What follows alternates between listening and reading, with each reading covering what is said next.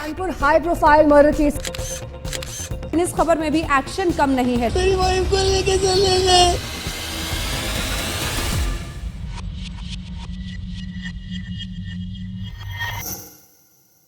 तारीख 27 जुलाई 2014। Piyush police station में बैठा हुआ था। समय था दोपहर के 2 बजे के आसपास। पुलिस पीयूष से पूछती है, आखिर तुम्हारे साथ हुआ क्या? तो पीयूष डरा हुआ सुनाता है 3 घंटे पहले की कहानी। पीयूष कहता है कि करीब 10:30 बजे उसकी पत्नी ज्योति ने उसे कहा कि क्यों ना हम कहीं बाहर घूमने के लिए चले, मेरा आज बहुत मन कर रहा है। तो पीयूष भी उसे कहता है, हाँ चलो ठीक है, हम बाहर कहीं घूमने के लिए जाते हैं, किसी अच्छे होटल में खाना खाने के बाद आज हम लॉन्ग ड्राइव पर चलेंगे। इसके बाद करीब 11 बजे वो घर से निकल पड़ते हैं और सबसे पहले वो एक बड़े से होटल में खाना खाने के लिए जाते हैं। वहां पर वह करीब 1 से 1.5 घंटा बैठते हैं। इसके बाद 12:15 पर वहां से गाड़ी में बैठकर वो करीब आगे निकल जाते हैं। ज्योति आज बहुत खुश नजर आ रही थी। पीयूष कहता है कि ज्योति काफी मजा कर रही थी और मैं भी काफी खुश था, लेकिन उस बेचारी को क्या पता था कि उसके साथ क्या होने वाला है। इसके बाद उनकी गाड़ी आगे चली जाती है। तब 4 लोग मोटरसाइकिल पर सवार होकर उनकी गाड़ी के सामने आ जाते हैं और जैसे ही मोटरसाइकिल सवार गाड़ी के आगे आता है तब पीयूष अपनी गाड़ी रोक लेता है और वह चारों लोग पीयूष को घेर लेते हैं। इतने में पीयूष ये अंदाजा लगा चुका था कि उनके साथ कुछ गलत होने वाला है। सबसे पहले वो लोग पीयूष को मारते पीटते हैं, उसके बाद उसकी पत्नी को भी मारते पीटते हैं। फिर वो लोग पीयूष को गाड़ी में से धक्का देकर बाहर निकालते हैं और उसकी पत्नी को गाड़ी के अंदर बैठाकर वहां से ले जाते हैं। पीयूष को कुछ भी समझ नहीं आ रहा था कि वह क्या करे, इसलिए वह सबसे पहले अपने पिता को फोन लगाता है और इससे घटना के बारे में बताता है। आपको हम बता दें कि पीयूष एक बहुत बड़े बिजनेसमैन का बेटा था। पीयूष एक अरबपति इंसान था और साथ में ज्योति जो कि उसकी पत्नी थी वो भी बहुत बड़े घराने से थी। वो भी करोड़पति लोगों की बेटी थी और इन दोनों की शादी मात्र 2 साल पहले ही हुई थी। इसके बाद पीयूष बताता है कि उसने अपने पिता को कहा कि ऐसे किडनैपर और कुछ गुंडों ने उन्हें रोक लिया था और शायद वो हमें फिरौती के लिए फोन भी करे, क्योंकि उन्हें पता है कि हम बहुत अमीर खानदान से हैं। इसके बाद पीयूष राह चल रहे लोगों से लिफ्ट मांगने की कोशिश करता है, लेकिन कोई भी उसे लिफ्ट देने नहीं आता। फिर वह कुछ समय बाद एक मोटरसाइकिल सवार से मदद मांगता है और लिफ्ट लेने के बाद पीयूष उस मोटरसाइकिल सवार के साथ सीधा पुलिस स्टेशन पहुंच जाता है और घटना के बारे में पुलिस को बताता है। मुझे मारा, गाड़ी से धक्का दे दिया, मेरी वाइफ को लेके चले गए। इतनी स्टेट में नहीं हूँ कि आपके सब सवालों का जवाब, प्लीज मुझे माफ करिए। पीयूष की बात सुनकर पुलिस हैरान हो जाती है। इसके बाद पुलिस तुरंत एक्शन में आती है, क्योंकि पीयूष एक बहुत बड़े खानदान का लड़का था। उनके पिता की बहुत दूर दूर तक पहुंच थी। इसके बाद पुलिस बिना वक्त गवाए इस मामले की जांच शुरू कर देती है। इसके बाद पीयूष पुलिस स्टेशन रिपोर्ट लिखवाने के बाद अपने घर वापस चला जाता है। घर के अंदर सभी घर वाले हैरान परेशान थे, क्योंकि शादी को मात्र 2 साल हुए थे। कानपुर शहर के अंदर दिन दहाड़े 4 अनजान लोग एक घर की बहू को उठाकर ले जाते हैं गाड़ी के साथ। ये पुलिस के लिए भी काफी ज्यादा बड़ा मुद्दा बन चुका था। इसके बाद पुलिस वाले आसपास के सभी पुलिस स्टेशन में ये खबर फैला देते हैं, कुछ अनजान लोग एक लड़की को अगवा करके भागे हैं। यहाँ पर पुलिस ने गाड़ी का नंबर और बाकी सभी चीजें जो कि पता लगा सके कि वो गाड़ी कहाँ पर है, वो सब कुछ आसपास के पुलिस स्टेशन में ऐसे वायरल कर दिया था। इसके बाद पुलिस जानकारी लेने के लिए पीयूष के घर जाती है। पीयूष पुलिस को बताता है कि वो कब घर से बाहर निकले, किस होटल में वो खाना खाएं और बाद में लॉन्ग ड्राइव किस रूट पर वो गए थे। ये सारी घटना उसने पुलिस को बताई। अभी करीब 1.5 से 2 घंटे का समय बीत चुका था। तभी पुलिस को कंट्रोल रूम से यह खबर मिलती है कि जिस गाड़ी को ढूंढने की कोशिश चल रही है वह शहर के किसी सुनसान जगह पर मिल गई। पुलिस की एक टीम फटाफट वहां पर पहुंचती है। जब पुलिस गाड़ी खोलकर देखती है उसमें ज्योति होती है, लेकिन वो जिंदा नहीं थी। वहां पर ज्योति की दर्दनाक मौत की कहानी पुलिस को नजर आ रही थी। उसकी लाश देखकर जिन लोगों ने ज्योति को अगवा किया था उन्होंने उसे बेरहमी से मार दिया। इस घटना को देखकर पुलिस हैरान थी। उनके हाथ पैर फूलने लग गए, क्योंकि पहले यह मामला था किसी अरबपति बहू के लापता होने का। लेकिन अब यह मामला बन चुका था एक अरबपति के बहू के कत्ल का। इसके बाद पुलिस वाले ये खबर पीयूष के घर वालों को बताते हैं कि आपकी बहू का कत्ल हो चुका है। घर के अंदर सन्नाटा फैल जाता है क्योंकि उस लड़की को इस घर में आए मात्र 2 साल हुए थे। इसके बाद सभी लोग सदमे में चले जाते हैं और रोना शुरू कर देते हैं। इसके बाद पीयूष को हॉस्पिटल बुलाया जाता है ताकि वो अच्छे से पहचान कर पा सके, और इसके बाद क्योंकि ज्योति का पोस्टमार्टम भी होना था।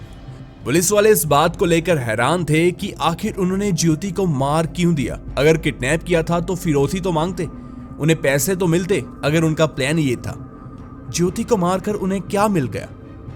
और ये उन्होंने गाड़ी भी छोड़ दी। ऐसा नहीं कि गाड़ी को बेच दिया, कुछ कर लिया, लेकिन ये बात पुलिस को अजीब लग रही थी कि सिर्फ एक किसी का कत्ल करने के लिए उसे किडनैप किया गया, और इस वजह से पुलिस थोड़ी हैरान हो रही थी। इसके बाद पीयूष और उसके घर वाले हॉस्पिटल जाते हैं, लाश की पहचान करनी थी। अब यहाँ पर बाकी सब कुछ तो ठीक था, लेकिन एक ऑफिसर को एक पीयूष की बात खटक जाती है।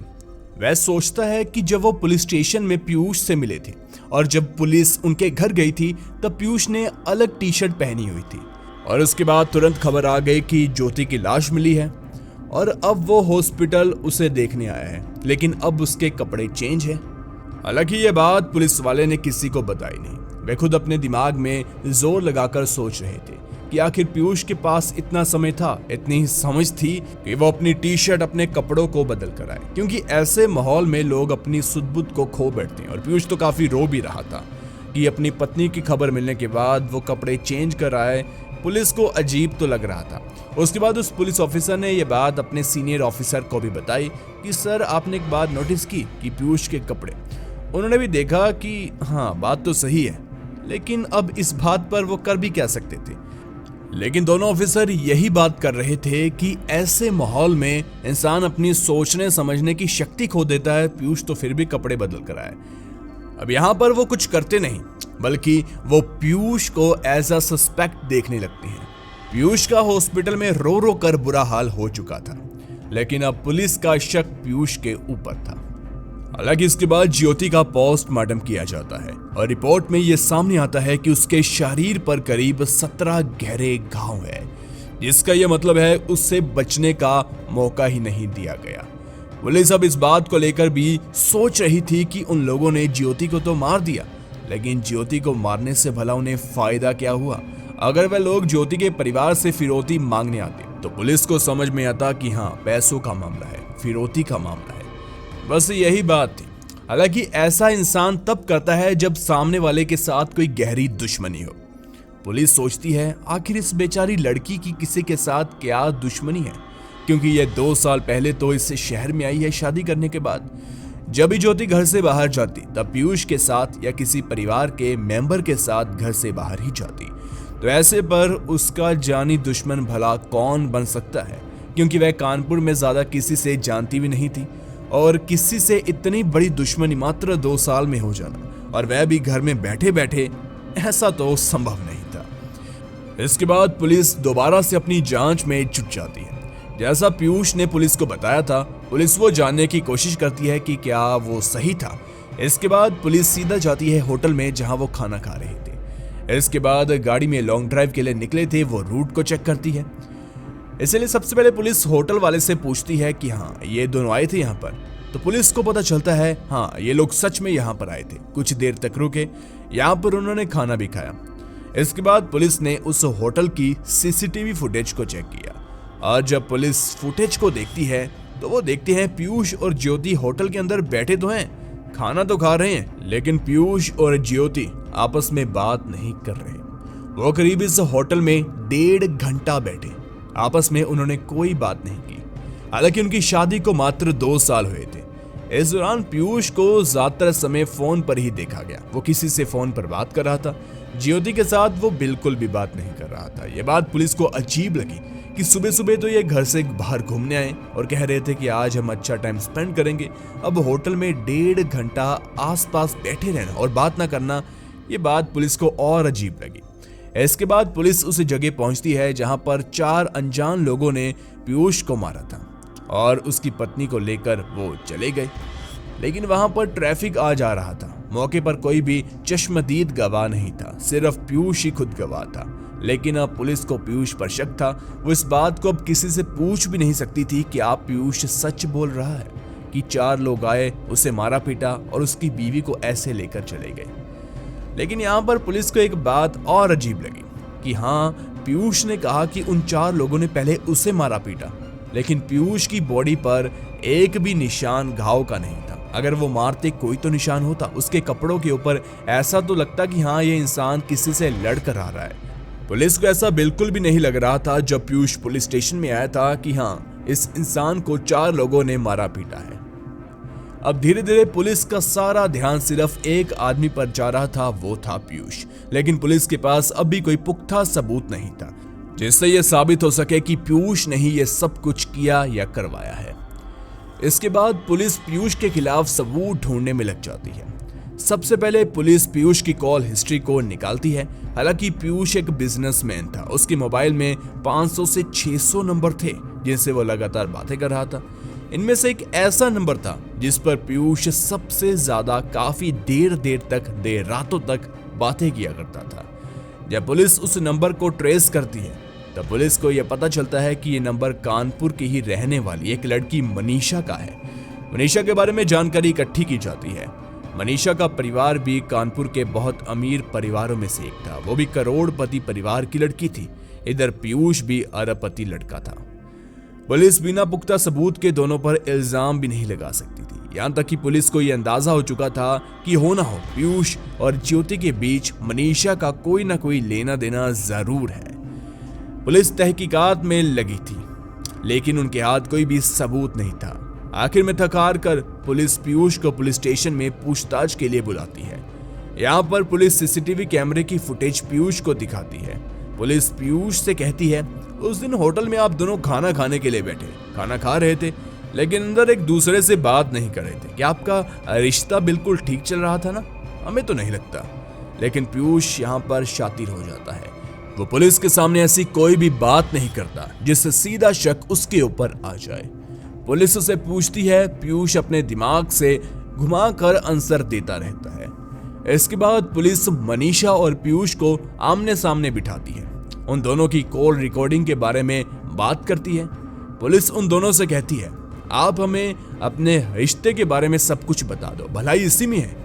आप अपने मुंह से ही सब कुछ बता दो, क्योंकि पुलिस को मुंह खुलवाना तो आता है। पुलिस की यह बात सुनकर दोनों डर जाते हैं। पीयूष अंदर से टूट जाता है और बताता है सच।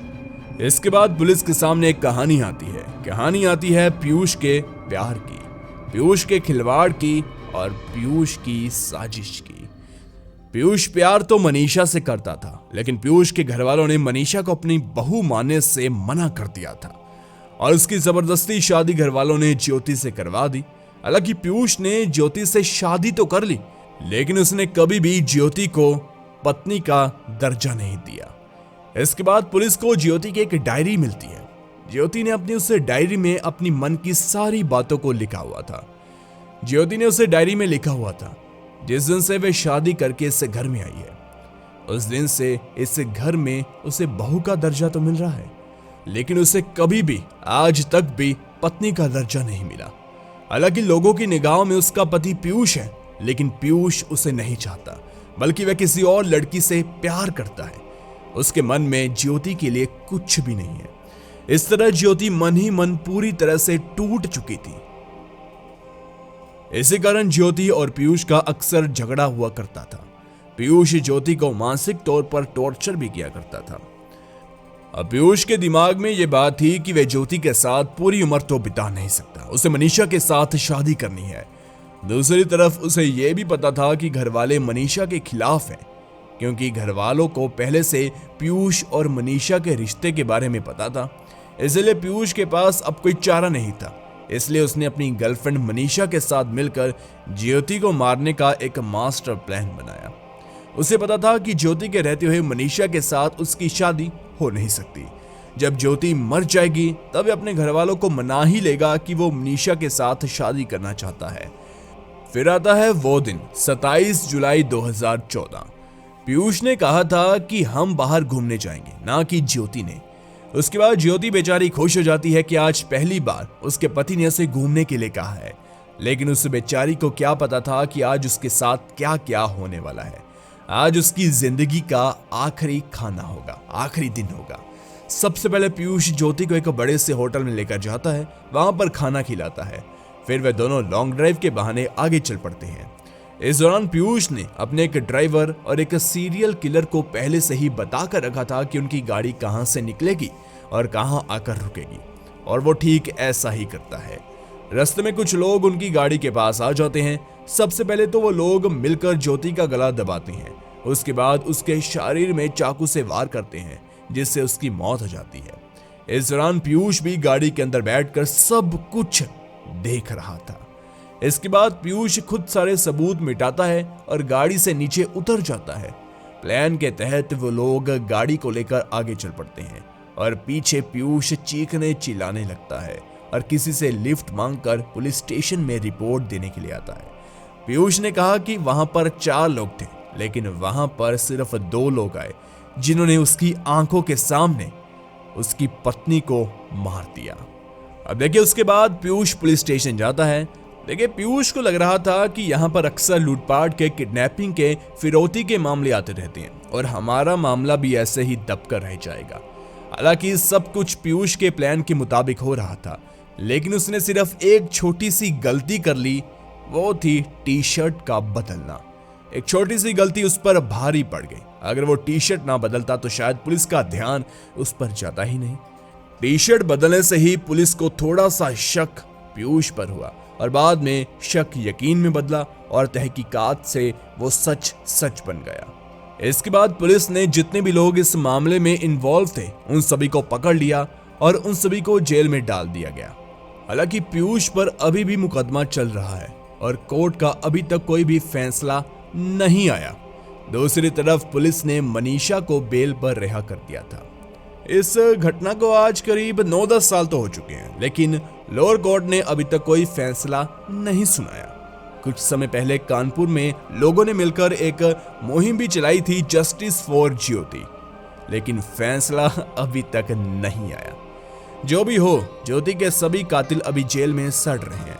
कोर्ट का क्या फैसला आएगा वो तो वक्त बताएगा, लेकिन इस केस में फैसले पर इतनी देरी अजीब लगती है। आपकी क्या राय है कमेंट सेक्शन में जरूर बताएं। मिलते हैं अगली वीडियो में। धन्यवाद।